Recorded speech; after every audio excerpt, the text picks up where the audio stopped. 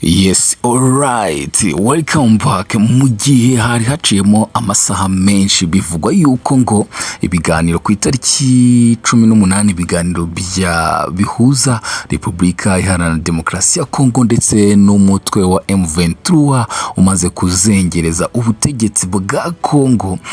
Byavugaga yuko ngo ibiganiro bizatangira i Luanda muri Angola, kubera ko iki gihugu nyine ari wo muhuza w'iyi mitwe yombi, yaba ubutegetsi buriho muri Repuburika Iharanira Demokarasi ya Congo ndetse n'ubutegetsi bwa M23. Kugeza ubu ngubu rero ubutegetsi bwa Repuburika Iharanira Demokarasi ya Congo bwatangaje ko butaremeza niba buzitabira ibiganiro byabwo n'umutwe wa M23 biteganyijwe i Luanda muri Angola ku itariki 18 Werurwe umwaka w'2025. Ibiro bya perezida wa Angola unasanzwe ayobora umuryango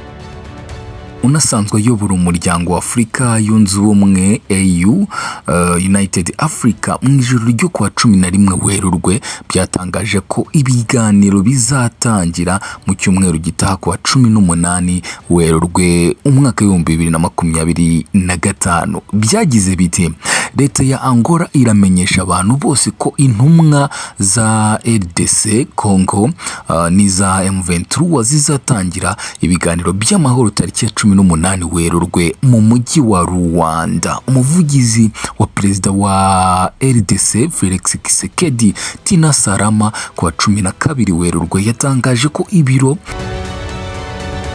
ntaramakuru riyutazi ko ubutegetsi bwabo bwahawe ubutumire bwo kujya muri ibi biganiro, gusa ngo ntiburemeza niba buzitabira. Ubutegetsi bwa RDC bumaze igihe kinini burahirira ko butazigera na rimwe buganira na umutwe wa M23 kuko ngo ni umutwe w'iterabwoba ugirira nabi abaturage. Ibyo uyu umutwe wa M23 ukaba warabihakanye ugasobanura yuko ahubwo urinda umutekano w'abaturage. Nyuma rero y'itangazwa ry'igihe ibi biganiro bizatangirira, perezida wa M23 Bisimwa yatangaje ko abarwanyi b'uyu mutwe bari biteguye gutsinda Tshisekedi mu rwego rwa gisirikare kugeza yemeye ibiganiro by'amahoro. Ni press review, ladies and gentlemen. Welcome back.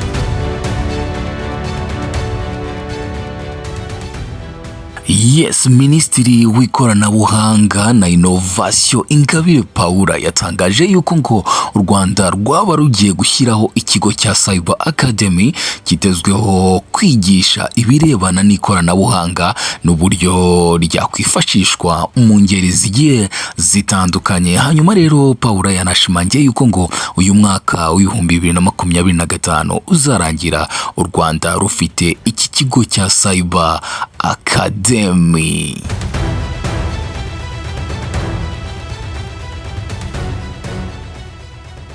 Yes, naho rero mu gihugu cya Uganda abashinzwe umutekano wa perezida Yoweri Kaguta Museveni bafashe umugabo wavuye mu gikundi cy'abantu yirukanka agerageza kwegera Museveni aho yari yicaye ku kibuga kiri ku musigiti wa Mbogo mu bikorwa byo kwamamaza Farida Nambi uhagarariye ishyaka rya NRM ku mwanya wo kuyobora Kawempe y'Amajyaruguru. Uyu mugabo wirutse rero yerekeza aho perezida Museveni yari yicaye, yari yambaye umupira uriho ifoto ya General Muhoozi Kainerugaba. Uyu nguyu akaba ari n'umuhungu nyine wa perezida wa Uganda, uyu nguyu Yoweri Kaguta Museveni. Abantu benshi rero bakomeje kugenda bakomantinga kuri iyi video, muri kugenda mubona bavuga bati uburyo Museveni nyine yakomeje ari pose, kandi byagaragaraga yuko uyu muntu byanga bikunda, nubwo batemezaga nimba yari umugizi wa nabi,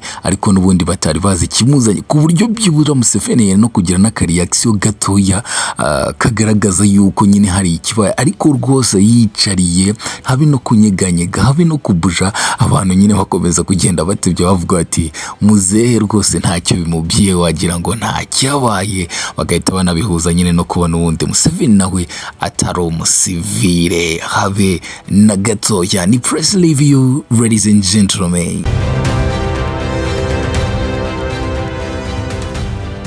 Yes, alright. Yes, mu gihe rero ibiciro by'agasembuye cyangwa se ibiciro by'inzoga ku masoko bikomeza kugenda ngo bizamuka umunsi ku munsi mu gihugu cy'u Rwanda hose hirya no hino rwose, abo mu karere ka Rubavu bavuga yuko ngo ibiciro byazo byatumbagiye bitewe nuko abanyekongo baza kuzitwara ku bwinshi, ibyo bigatuma nyine ngo abaranguzi bashyiraho ibiciro byabo. Haciyeho iminsi bivuga yuko ngo ibiciro by'inzoga nyine hirya no hino mu gihugu byaba byarazamuwe nyine ku buryo abanywa agatama nyine batangiye kugenda bitotomba cyane. Ubu rero abanyarubavu bo rwose ngo barabishinja abakongomani, ni nyuma yuko nyine umutekano ubonetse ku ruhande rw'u Rwanda ndetse na Congo, bitewe nuko nyine M23 yabaye ikaba nyine hafi y'imipaka yose yegereye u Rwanda na Congo, bigatuma rero abanyekongo batangira kuza mu Rwanda ntacyo bishisha, ndetse n'abanyarwanda bagiye ntacyo bishisha. Abarubavu bo bahangayikishijwe nuko agatama gakomeje guhenda kubera abaturanyi baza kukagura ku bwinshi. Ni press review.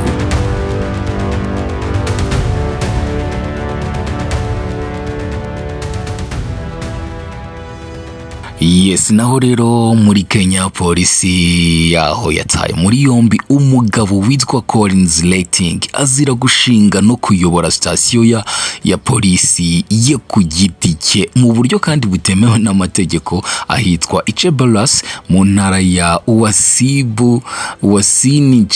Uwasinijishu. Uyu mugabo rero akaba nyine ngo yari afite sitasiyo ya polisi we ayoboye nyine, ntumbaze ngo bakoraga iki, ariko ibingibi nyine yafatiwe mu cyuho ahita atabwa muri yombi na polisi n'ubundi isanzwe ari iya Kenya officially, mu gihe nguyu nyine yarishingiye polisi yiwe ku giti cyiwe, ariko urumva yuko nyine bitamuhiriye habe na gatoya. Ladies and gentlemen, ni press review kuri The Mic Radio TV. Kora share, subscribe ndetse kandi utange na commentaire yawe kugira ngo dukomeze tugende tukugezaho amakuru menshi agiye atandukanye. Nge nitwa Roman. Press review on The Mic Radio TV.